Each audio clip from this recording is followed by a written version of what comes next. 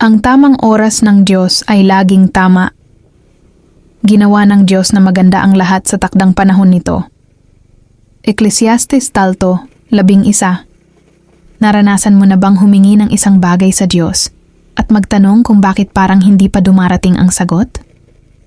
Marahil matagal ka nang nananalangin para sa isang magandang oportunidad, kagalingan, kapayapaan, o isang bagay na matagal nang hinihiling ng puso mo at habang naghihintay, dumarating ang mga tanong.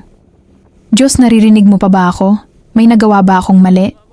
Bakit parang ang ibang tao ay umuusad na habang ako ay nandito pa rin? Pero ipinaalala sa atin ng talatang ito ang isang mahalagang katotohanan. Ginagawang maganda ng Diyos ang lahat sa kanyang tamang panahon. Hindi sa oras natin. Hindi sa oras ng ibang tao, kundi sa oras ng Diyos.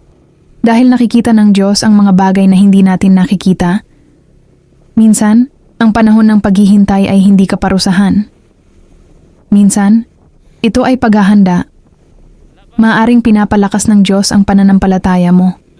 Tinuturuan ka ng pagtitiis, inilalayo ka sa maling panahon, o inihahanda ka para sa mas maganda kaysa sa inaasahan mo.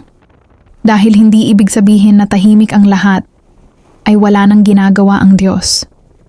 Kahit sa katahimikan, kumikilos ang Diyos.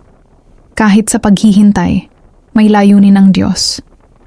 Kaya kung napapanghinaan ka ng loob ngayon, huwag kang susuko. Magpatuloy kang manalangin. Magpatuloy kang magtiwala. Magpatuloy kang manampalataya. Hindi habang buhay ang paghihintay.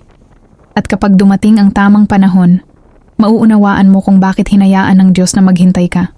Paalala ngayong araw, magtiwala sa oras ng Diyos. Ang kanyang plano para sa iyo ay darating sa tamang panahon. Kung naniniwala ka, i-comment. Panginoon, nagtitiwala ako sa iyong tamang panahon.